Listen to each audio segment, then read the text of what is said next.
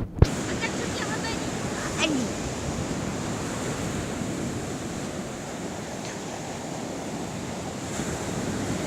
Всем привет! Веду свой репортаж с берега Азовского моря. Замечательное побережье, очень живописно. И здесь много можно найти сюжетов для красивых картин. Но у меня совет, если вы отдыхаете, возможно, просто прекратите и не очень, как говорится, утруждайтесь, там, что будете на плыне рисовать. Собирайте свои впечатления.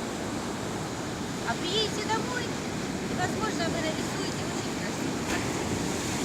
На этом все. Подписывайтесь на мой канал, ставьте лайки и пишите комментарии. Очень интересно, а как вы пишете свои картины? Как вы ведете себя как художник на отдыхе? Собираете вы свой материал или, может быть, вы рисуете? Очень будет интересно узнать. С вами была я.